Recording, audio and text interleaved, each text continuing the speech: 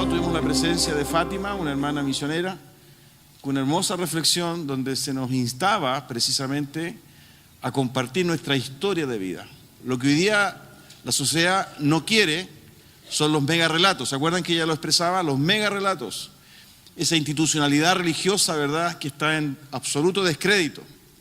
Pero lo que sí está dispuesto a escuchar las personas son las pequeñas historias, los pequeños testimonios, las transformaciones, los cambios, porque eso lleva esperanza, ¿no? Y ella hizo mención del ciego de nacimiento, ¿no? ¿Se acuerdan? Antes yo era ciego y ahora veo. Entonces, por eso que es importante, todas estas actividades tienen ese sentir, ese propósito. El Señor está colocando fuertemente en nosotros también, y esta semana tuvimos algunas conversaciones pensando en ir a orar, ¿verdad?, a los establecimientos de salud.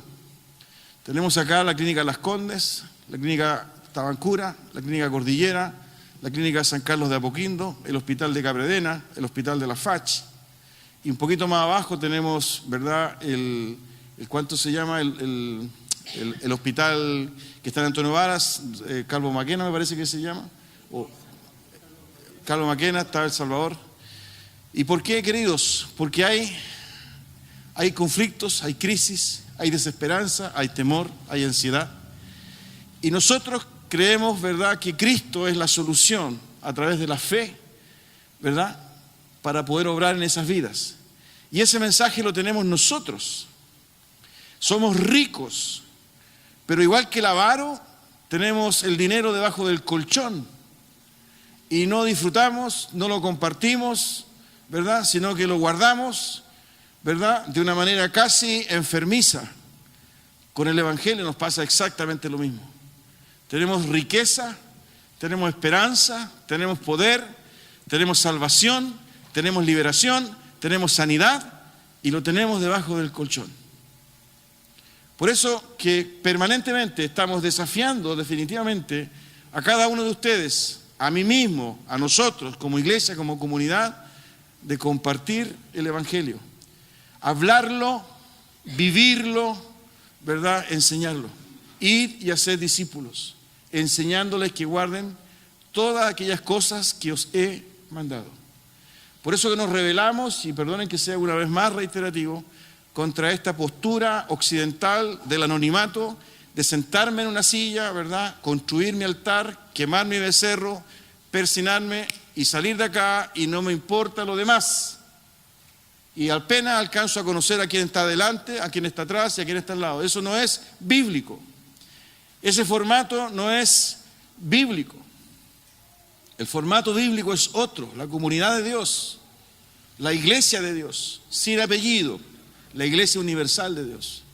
Por eso que en el día de hoy yo quiero compartir con ustedes, ¿verdad?, otro suceso en la historia de la iglesia que aparece en el relato del libro de los Hechos. En el capítulo 10, si usted me acompaña, ¿verdad?, vamos a leer del versículo 1 al versículo 33. Es un relato muy conocido. Sin embargo, quiero hacer 4 o 5 reflexiones precisas, ¿verdad?, que nos entrega este relato, que nos desafía este relato. Y es la instancia, ¿verdad?, de cuando el Evangelio llega a casa de un centurión romano. Por favor, abra su Biblia, vamos a leer, Hechos capítulo 10, del versículo 1 al 33 en la versión NBI. Voy a pedir a mi hermano Ítalo si me puede acompañar con los versículos para aquellos que no tienen. Gracias, Ítalo. Dice así: vivía en Cesarea un centurión llamado Cornelio, del regimiento conocido como el Italiano.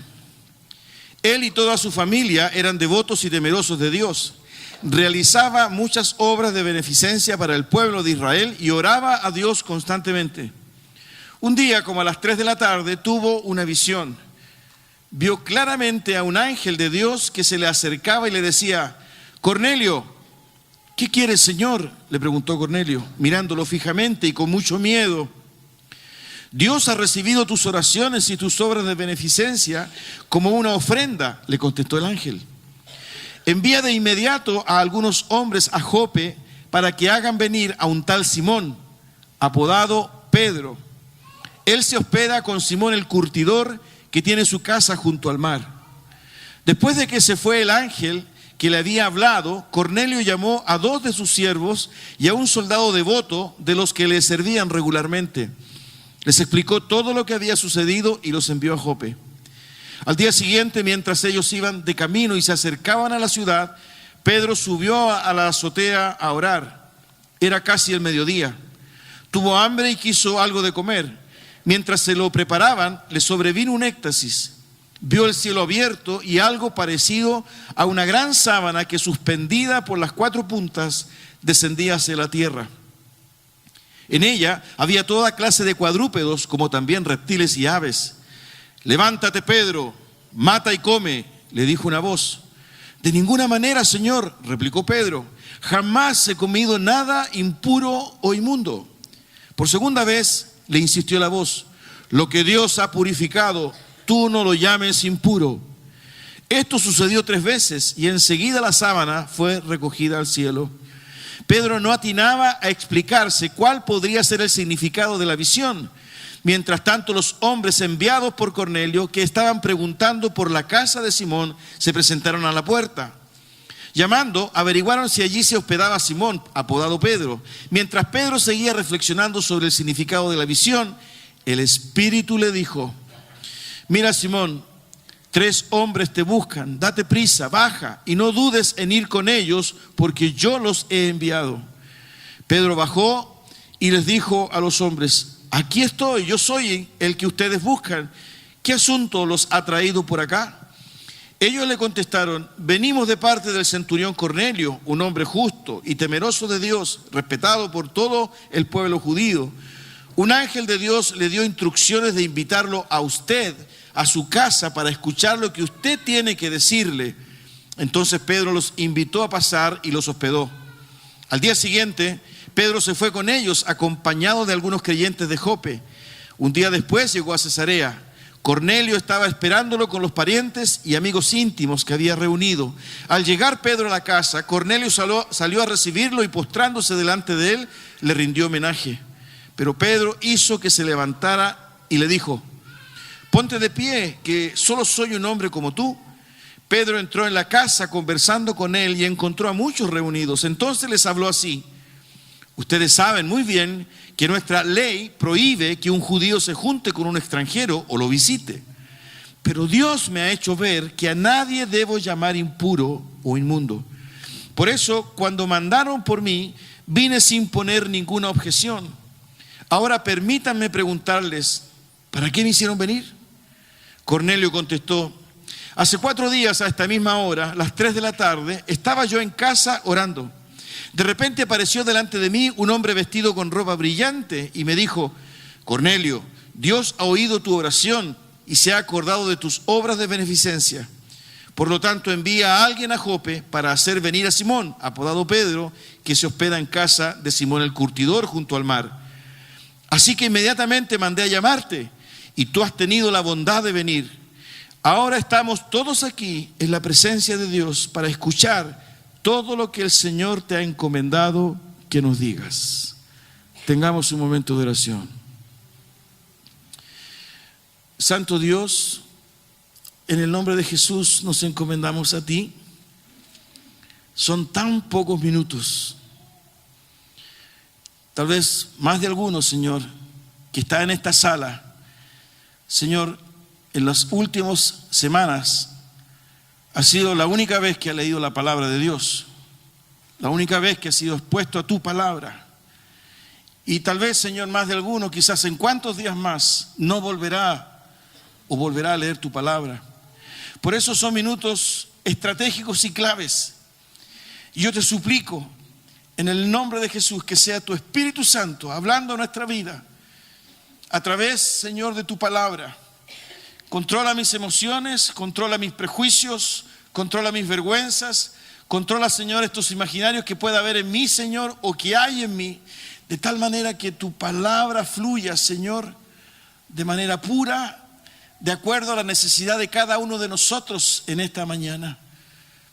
Como siempre te digo, mi Dios, tú sabías quiénes íbamos a ser expuestos a esta palabra, a esta reflexión, a esta prédica.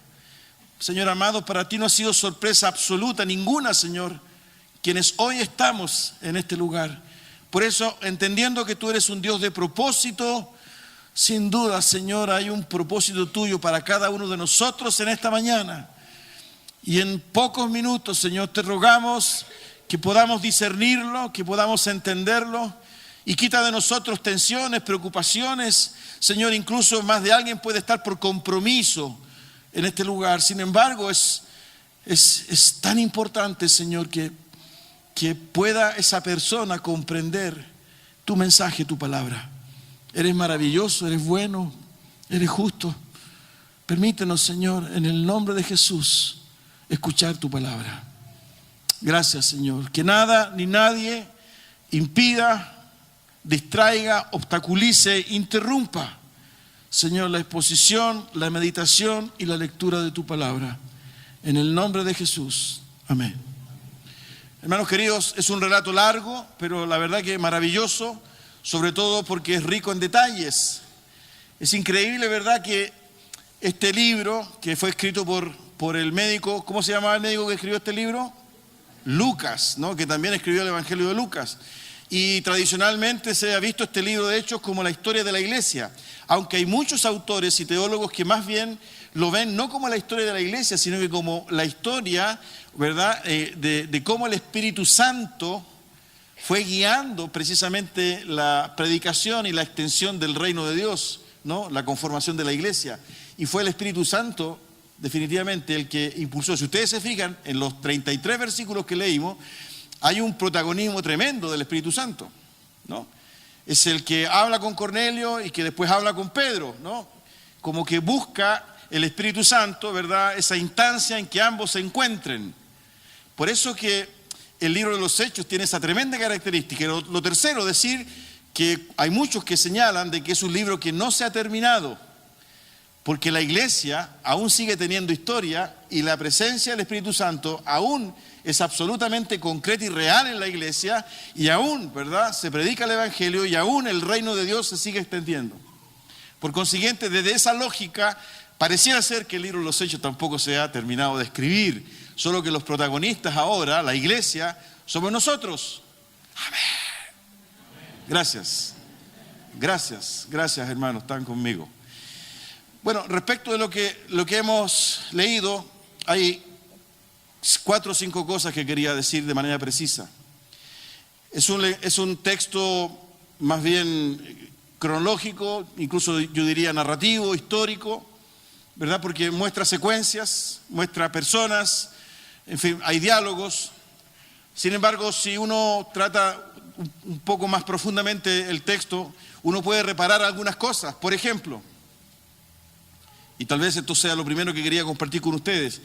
Si usted revisa, ¿verdad?, los primeros versículos 1, 2 y 3, nos encontramos definitivamente con la oración de un centurión romano, ¿no?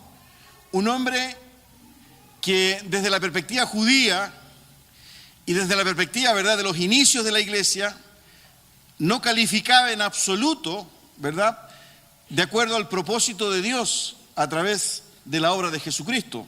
Ustedes saben, ¿verdad?, y lo relata el mismo libro de los Hechos, de que hubo algunas tensiones, ¿verdad?, entre los apóstoles y el propio apóstol Pablo, definitivamente, ¿verdad?, que entendió este evangelio que él debía predicar hacia los gentiles, es decir, hacia los no judíos. Pero había una muy fuerte corriente presente dentro del mundo judío, ¿verdad?, que entendían que este evangelio era para los judíos. Y permanentemente, ¿verdad?, en el ministerio de Jesús vemos muchas veces cómo Jesús, ¿verdad?, mucho antes de estos sucesos, él plantea su mensaje, plantea su enseñanza y su propia vida, ¿verdad?, como un acto de gracia y de misericordia precisamente para muchos que no eran judíos. Jesús también tuvo un encuentro con un centurión, ¿se acuerda? Ese centurión que tenía un siervo, un criado, que estaba enfermo. Tuvo un encuentro con una mujer, la mujer samaritana, con la mujer sirofenicia. Es decir, permanentemente, ¿verdad?, en Jesús también hubo un mensaje absolutamente inclusivo, ¿verdad?, para no solo el pueblo judío.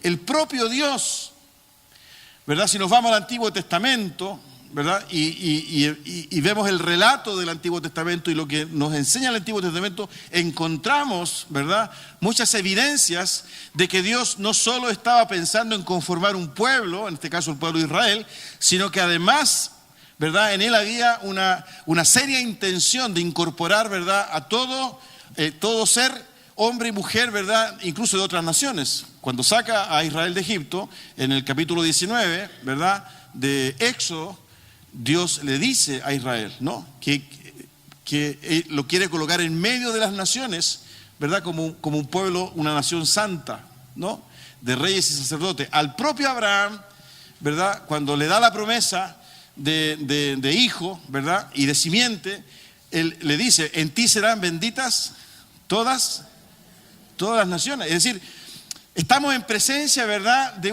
nada más una confirmación, ¿verdad?, absoluta de la estrategia de Dios de alcanzar absolutamente toda persona, independiente de su condición de raza, independiente de su condición económica, independiente de su condición social. A toda persona.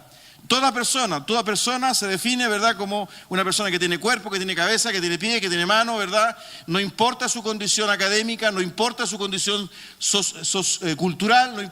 ¿Y por qué recalco esto? Porque una de las acusaciones que muchas veces se le ha hecho a la iglesia es su mensaje discriminatorio o su actuar discriminatorio.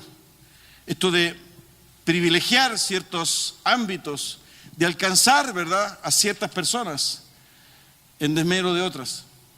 Y cuando aparece en estos primeros versículos del capítulo 10 a este hombre, si usted se fija, hay unos conceptos que se vierten ahí que si nosotros no supiésemos que fuese un centurión romano, perfectamente lo podríamos asociar con alguien que tiene una relación cristiana con Dios. Fíjense cómo lo señala el texto. El texto dice, ¿no?, realizaba muchas obras de beneficencia. Estoy en el versículo 2.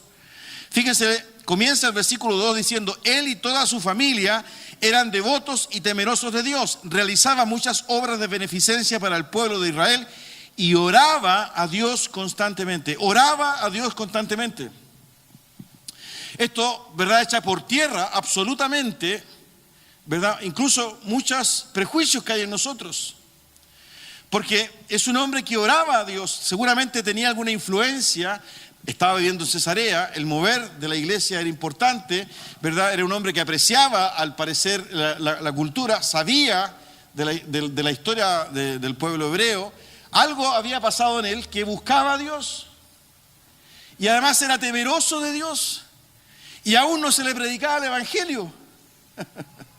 Sin embargo, ¿verdad?, tal vez dentro de su precariedad, dentro de su ignorancia o de su no formación, prefiero decir no ignorancia, de su formación, había en él una necesidad de Dios. Tanto es así, queridos, que fíjense la respuesta de Dios. Cuando el ángel se le aparece, ¿verdad? Fíjense en el versículo 4, el ángel le dice, Dios ha recibido tus oraciones y tus obras de beneficencia como una ofrenda. Dios ha recibido tus oraciones y tus obras como una ofrenda. Se nos cayó absolutamente, ¿verdad?, el modelo. De acuerdo a lo que nos han dicho y a lo que nosotros sabemos, Dios no debería haber respondido. Porque no le presentaron las 4 leyes espirituales. Porque no levantó la mano. Porque no pasó adelante. Porque no es Jesús. Jesús significa en griego gente como uno. Entonces, ¿por qué es importante entender esto? Este pasaje está mostrando, ¿verdad?, la obra de Dios en contextos absolutamente distintos a los que normalmente en aquel momento se entendían. El propio Pedro, ¿verdad?, es tratado por el Espíritu Santo y logra entender que lo que Dios crea no es inmundo. Tanto es así que si usted revisa ahí mismo en el capítulo 10, más adelante, me estoy anticipando, versículo 34 dice, Pedro tomó la palabra, estaba en casa de Cornelio y dijo, ahora comprendo que en realidad para Dios no hay favoritismos. sino que en toda nación Él ve con agrado a los que le temen y actúan con justicia. Principio del reino. En toda nación Él ve con agrado a los que le temen y actúan con justicia. No dice que sean aliancistas, que sean bautistas, que sean pentecostales, que sean anglicanos, que sean luteranos, que sean católicos. Ojo, porque esto debiera ampliar nuestra visión de lo que significa el Evangelio para Dios, no para nosotros. Y eso es tremendamente emocionante, porque si hay algo de lo cual debiéramos hacernos cargo, quizás, y viendo la historia de la iglesia, lo podemos confirmar, es cómo hemos cercenado, hemos mutilado y no hemos entendido este Evangelio de Dios, ¿verdad? Que es para toda criatura. Y cuando hablamos de toda criatura, ¿verdad? Incorporamos hasta los indeseados, incorporamos a los marginados, y incorporamos a los discriminados, incorporamos, ¿verdad?, la lacra de la sociedad, incorporamos el lumpen de la sociedad, que son expresiones que nosotros usamos, ¿verdad?, muchas veces para expresar molestia en contra de tal o cual grupo de personas. Con lo cual, indirectamente estamos señalando, ¿verdad?, que nosotros creemos que el Evangelio no es para esas personas. ¿Y quiénes somos nosotros? ¿Quiénes somos nosotros? Si usted se fija en el relato, ¿verdad?, el Espíritu Santo toma a Pedro y lo trae. Tanto es así que los siervos de Cornelio y el propio Cornelio, fíjense cómo lo expresan, que es un mensaje, ¿verdad?, absolutamente directo para nosotros. En el versículo 22, cuando llegan los mensajeros donde Pedro, versículo 22 dice, ellos le contestaron a Pedro, venimos de parte del centurión Cornelio, un hombre justo y temeroso de Dios, respetado por todo el pueblo judío. Un ángel de Dios le dio instrucciones de invitarlo a usted, a su casa, y fíjese después de la coma lo que dice, para escuchar lo que usted tiene que decirle. Y más adelante, en el versículo 33, el propio Cornelio le dice a Pedro, ya en casa, así que inmediatamente mandé a llamarte y tú has tenido la bondad de venir. Ahora estamos todos aquí en la presencia de Dios, para escuchar todo lo que el Señor te ha encomendado que nos digas.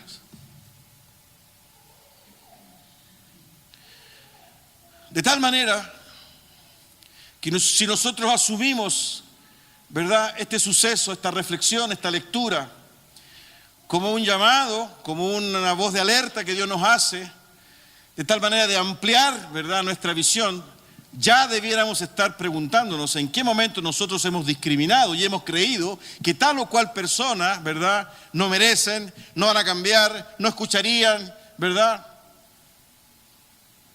el Evangelio. Porque lo que sí dice la Biblia es que Dios escucha esas oraciones, esos ruegos, esas súplicas. El Salmo 51 dice, al corazón contrito y humillado, ¿qué dice? Tú no despreciarás. Corazón contrito y humillado. Salgan afuera, conversen con sus amigos, con sus compañeros, con sus vecinos, vayan a los hospitales, conversen con las personas. ¿Hay corazones contritos y humillados? Sí. ¿Usted cree que alguna de esas personas ha clamado a Dios? Sí. ¿Usted cree que Dios les habrá escuchado o solamente escucha a los aliancistas? Aquellos que van de parte del pastor Guillermo Hernández. O que van de parte del obispo, del ungido. ¿Saben lo que pasa, verdad? Que hacemos un reduccionismo del Evangelio. Construimos a un Dios que no es el Dios de la Biblia. Eso es horrible. Eso es herejía. Porque no es el Dios creador, el Dios de la vida.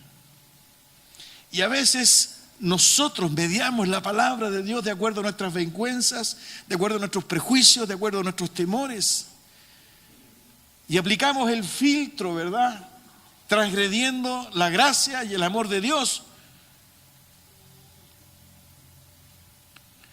Hoy día, más que nunca, la iglesia de Dios está llamada para mirar con misericordia, con gracia, un vasto sector, ¿verdad?, de la cultura nuestra que está viviendo procesos de transformación y de cambios que son dolorosos para nosotros desde la perspectiva ética, pero donde hay necesidad de Dios, donde hay necesidad de misericordia, donde hay necesidad de gracia. Y estoy hablando derechamente, ¿verdad?, de los problemas éticos morales hoy día, que le ha cerrado las puertas a los homosexuales, a las lesbianas, y toda esta discusión, ¿verdad?, que hoy día se plantea. Y nosotros hemos tomado posturas políticas. Y no estamos llamados a tomar posturas políticas. Estamos llamados a hablar de la gracia, de la misericordia, del poder transformador de Dios, del perdón de pecados, de la sanidad, de la liberación, de lo que Dios hizo en mí. Dios no llegó a mi vida, ¿verdad?, porque yo era chileno, porque era padre de familia, porque tenía una profesión en la universidad, porque era colocolino.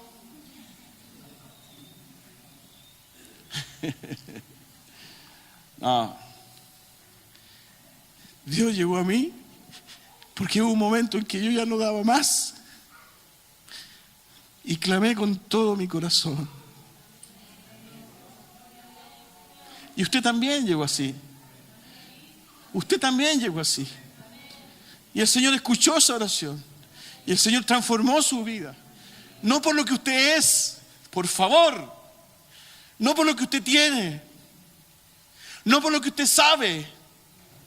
Sino porque salió ese clamor del corazón. Señor, no puedo más. Incluso muchas oraciones saben cómo son, ¿no? Ustedes la han escuchado. Si tú existes, fíjense. Si tú existes, ayúdame. Son los más canutos y evangélicos los que oraron así.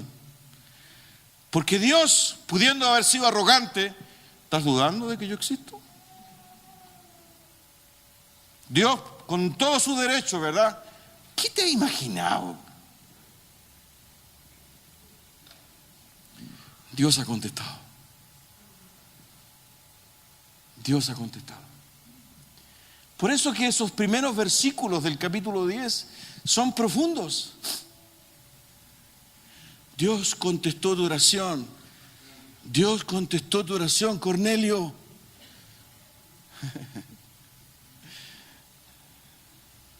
El segundo pensamiento que quería compartir con ustedes es que increíblemente él tiene una experiencia espiritual. Se le aparece el ángel.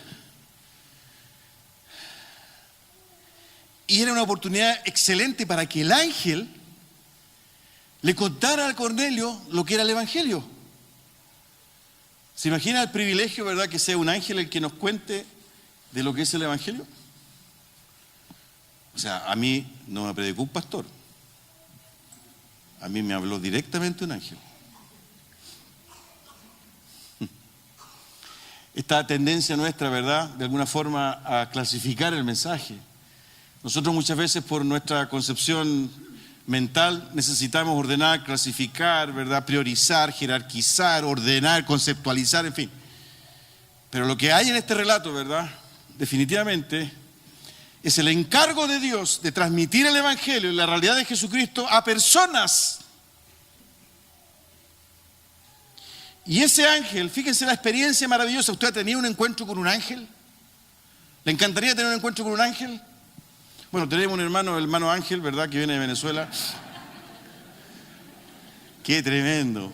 Todos te van a querer saludar a la salida de Ángel. Pero yo estoy hablando de otro ángel, perdóname, hermano. Es decir, es la experiencia que todo cristiano anhela. Esa experiencia sobrenatural. Somos animistas. Y de repente oramos y pareciera que Dios no nos escucha. Pareciera que la fe nuestra es frágil y débil. Pareciera ser que las palabras no son las correctas. Pareciera ser que el volumen de la voz no es el correcto. Pastor, parece que tengo que orar más, me lo han dicho, parece que tengo que orar más fuerte, como si Dios estuviera sordo. Este hombre tiene una experiencia espiritual profunda. No es menor que en el relato aparezca esta visión. Puede haber sido una visión.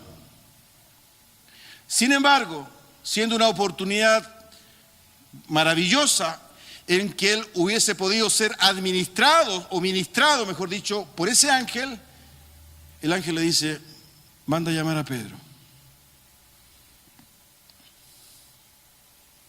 No era él, era un ser humano. Ser humano. Patita, cabecita, bracito, debilidad, fragilidad, pasión, ignorancia, temor, vergüenza, ser humano. Fíjense el privilegio. Fíjense el privilegio. Algo que le fue reservado o vedado a los ángeles y que probablemente lo podrían haber hecho mucho mejor, más eficientes, fue dejado para seres humanos frágiles, muchas veces erráticos, muchas veces indecisos, pero probados a través de la fe. Este elemento es importantísimo entenderlo, porque usted está al lado de un Cornelio. Hoy día su vida está al lado de un Cornelio o una Cornelia por el Día de la Madre. Es decir, hay alguien en su entorno que busca con desesperación la intervención de algo o de alguien en su vida. Y digo de algo de alguien porque hoy día, ¿verdad?, existe mucha búsqueda en distintos caminos que no siempre son los de Dios, pero que revelan búsqueda.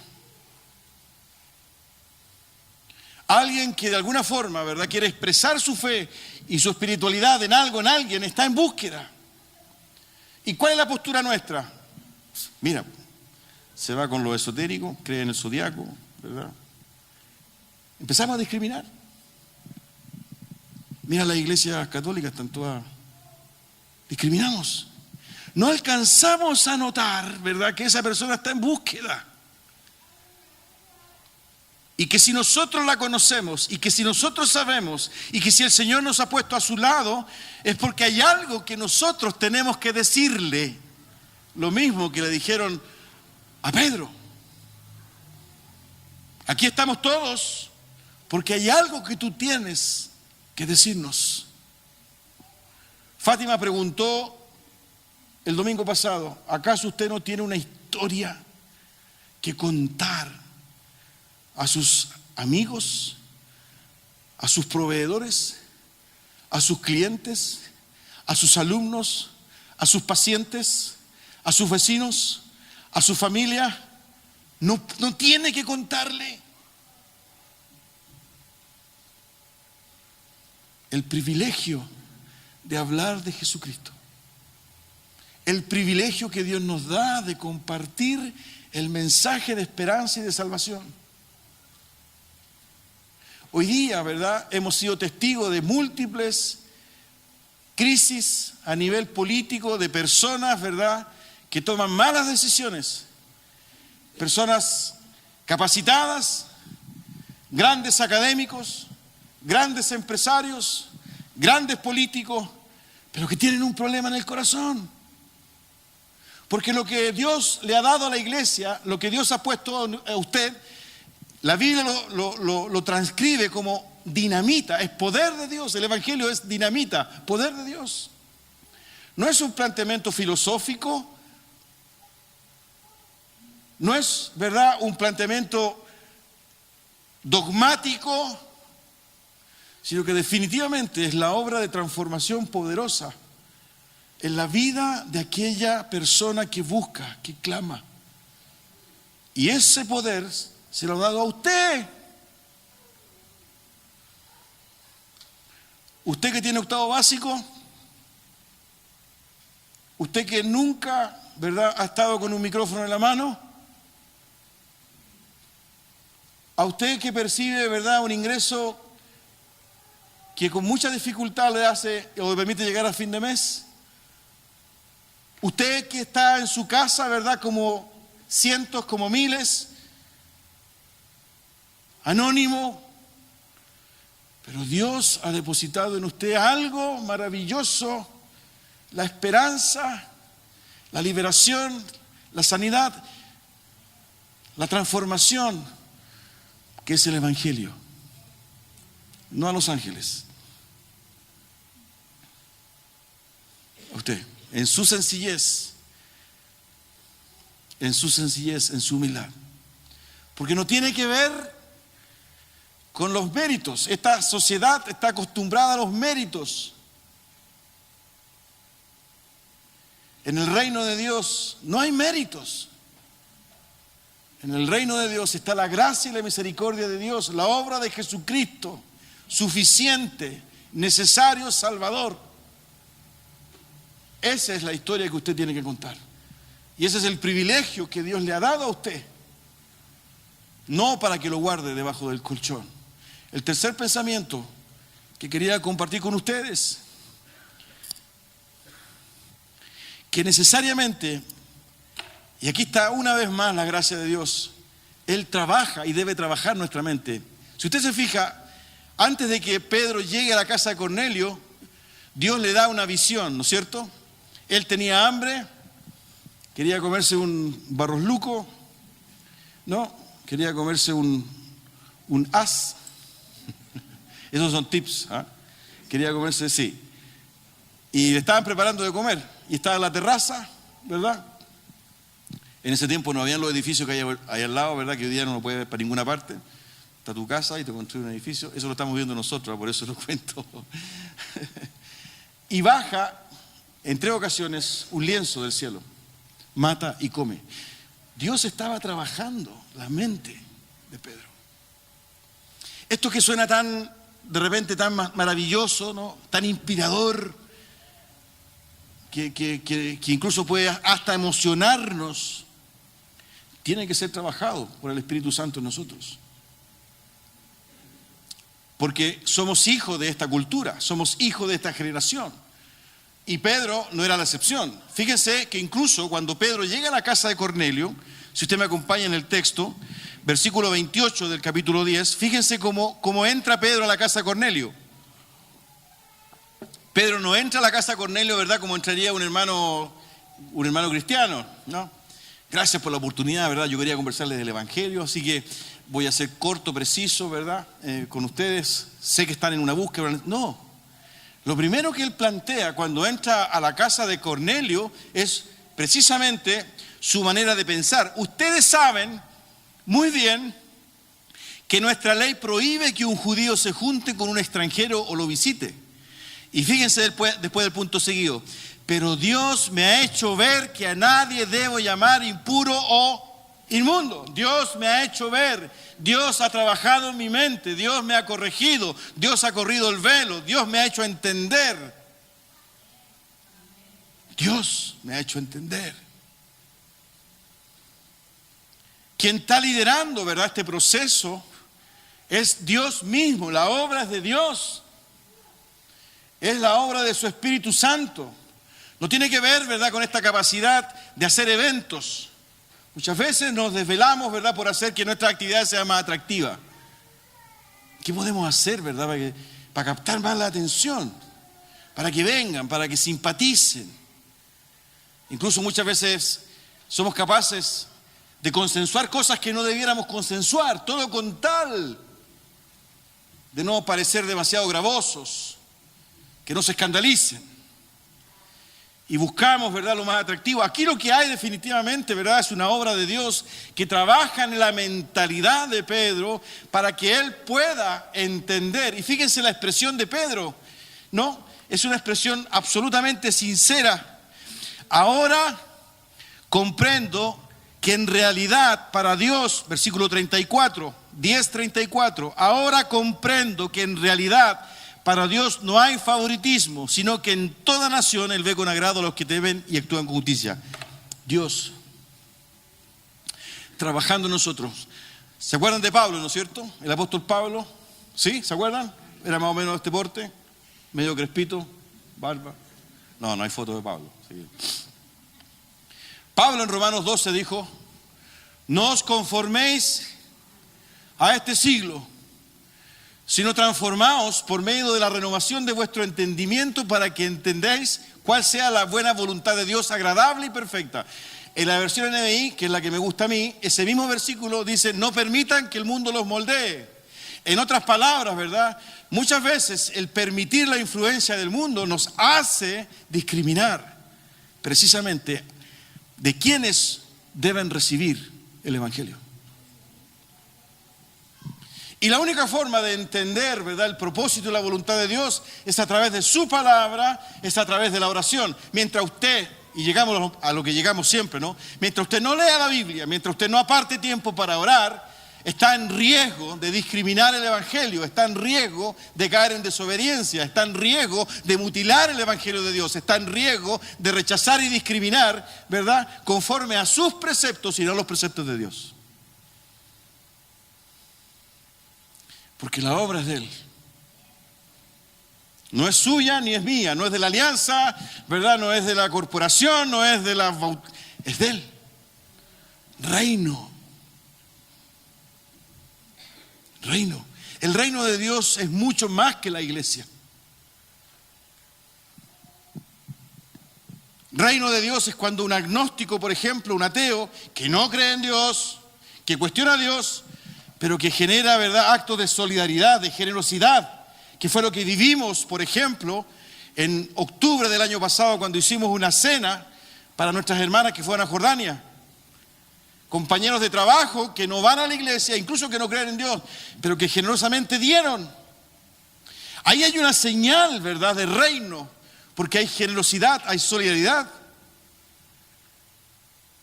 Y es eso lo que Dios tiene que trabajar en nosotros. Porque esa religiosidad cercena el Evangelio.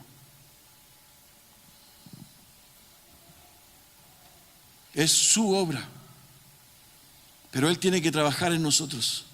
Ahora entiendo, decía Pedro, ahora me doy cuenta. Esto no lo podía comprender, no lo podía entender. Ahora entiendo. Eso provoca maravilla. Eso provoca novedad de vida. Eso provoca renovación. Eso provoca avivamiento. Si usted quiere que haya avivamiento, ¿verdad?, en nuestro medio, debe dejar que Dios trabaje su mente, empezando por el arrepentimiento y la confesión de pecados. Porque hasta en esa dimensión necesitamos que Dios trabaje en nuestra cabeza. Porque nos creemos buenos, somos buenos, ¿no es cierto? Sí, de la casa al trabajo, del trabajo a la casa, pago los impuestos, soy fiel con mi señora. ¿De qué me voy a arrepentir? Si le hago bien a todo, no tengo problema con nadie, soy bueno. Cuarto pensamiento que quiero compartir con ustedes, que ya lo dije, que es Dios el que lidera este proceso. Si usted se fija, ¿verdad?, incluso en el detalle de cómo Dios trabaja, no solo con Cornelio, no solo con los siervos de Cornelio, sino con el propio Pedro. Versículo 19. Mientras Pedro seguía reflexionando sobre el significado de la visión, el Espíritu le dijo: mira, Simón, 3 hombres te buscan, date prisa, baja y no dudes en ir con ellos, porque yo los he enviado.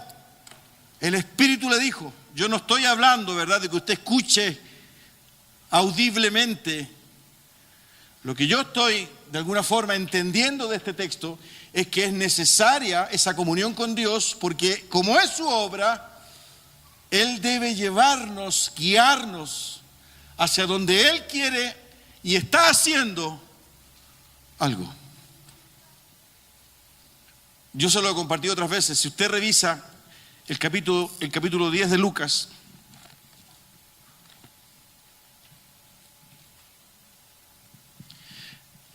Lucas 10:1. Aquí está hablando el Señor Jesucristo cuando envía a los 70 o a los 72. Versículo 1 dice: después de esto el Señor escogió a otros 72 para enviarlos de dos en dos delante de él a todo pueblo y qué, y lugar a donde él pensaba ir. Envía de dos en dos, ¿verdad?, a aquellas aldeas, a aquellos lugares a donde él pensaba ir. Esa expresión que está en el plano del cronista, que no está en el plano de los dichos de Jesús, uno lo puede ver transversalmente en la Biblia y entender que la obra de Dios, siempre Él tiene la iniciativa y la proactividad. Si usted revisa cuando Israel, a través de Moisés, construye el tabernáculo, en esos pasajes hermosos de Éxodos, capítulo 25 en adelante, usted se va a encontrar con que Dios le muestra a Moisés cómo debían construir el tabernáculo. Es más, Él separa a dos hombres, Bezaleel y Aholiab, ¿se acuerdan, no es cierto? ¿Sí? Amén. Bezaleel y Aholiab, y les pone de su espíritu, dice el texto, capítulo 33, me parece que es uno, y 35 el otro, para que puedan construir, para que puedan enseñar, para que puedan trabajar con metales, con madera, con pieles, en fin, de acuerdo a las instrucciones que Él les iba a dar. La obra de Dios, por ser de Él, nos exige a nosotros comunión con Él. Porque muchas veces, ¿verdad?, estamos en el lugar en que Dios no está. Y tenemos la percepción a nosotros de que nosotros, ¿verdad?, tenemos que invitar a Dios. Ven, ¿no? Este es mi proyecto, esta es mi visión, esto es lo que yo creo. Pero aquí claramente, ¿verdad?, hay un liderazgo del Espíritu Santo. Y finalmente, en todas partes, fíjense que incluso antes de estos capítulo 10, aparece el énfasis de lo que se debía decir. Y siempre es Jesucristo. Siempre es el mensaje. El mensaje que predicamos, el mensaje que debemos compartir, el mensaje que transforma, el mensaje que libera, el mensaje que sana, el mensaje que trae esperanza, es Jesucristo. No predicamos otra cosa, Jesucristo. Y usted va a encontrar en estos capítulos, ¿verdad?, plagado de textos donde el mensaje que se comparte es Jesucristo. Le doy algunos, por ejemplo, en el capítulo 8, versículo 5, que está anteriormente, ¿no? Dice 8:5, Felipe bajó a una ciudad de Samaria y les anunciaba al Mesías. Versículo 12 del capítulo 8, pero cuando creyeron a Felipe, que les anunciaba las buenas nuevas del reino de Dios y el nombre de Jesucristo, tanto hombres como mujeres se bautizaban. Versículo 25, 8:25. Después de testificar y proclamar la palabra del Señor, Pedro y Juan se pusieron en camino de vuelta a Jerusalén y de paso predicaron el evangelio, que es Cristo, en muchas poblaciones de los samaritanos. Versículo 35. Entonces Felipe, comenzando con ese mismo pasaje de la Escritura, le anunció las buenas nuevas acerca de Jesús. Leí en el capítulo 8, 4, 5 versículos, en el 10 también y en otros más. Jesús, predicamos a Cristo. Ese es el mensaje. Cristo salva, Cristo sana, Cristo santifica y Rey que viene. Esa es la doctrina de la alianza, el evangelio cuádruple, Cristo. Y ese mensaje la iglesia lo debe vivir, lo debe predicar, lo debe compartir.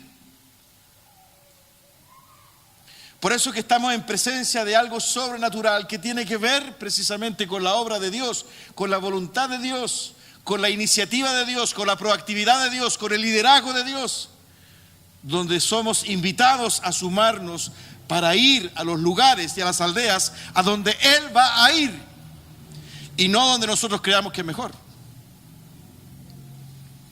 Uno de los serios problemas que hoy día tiene la iglesia, por ejemplo, es en el ámbito político. Hay mucho, para muchos es legítimo, y tal vez sea legítimo estar ahí. Pero algunos caen, ¿verdad?, en excesos de formar un partido político, por ejemplo, Yo no sé si eso es válido o no, y no quiero referirme en detalle a eso. Creo que todos los espacios son legítimos y creo que Dios quiere llegar a todos los espacios. Pero lo que hay detrás de esto es una voluntad de Dios, es un llamado de Dios. Es una transformación de nosotros para hacernos presentes en esos ámbitos y en otros. Por eso es que es tan importante creer y por eso es que es tan importante obedecer. Si de alguna forma quisiéramos concluir esto, estamos llamados a creer y estamos llamados a obedecer. Porque la obra es de Él. La obra es de Él. Tengamos un momento de oración.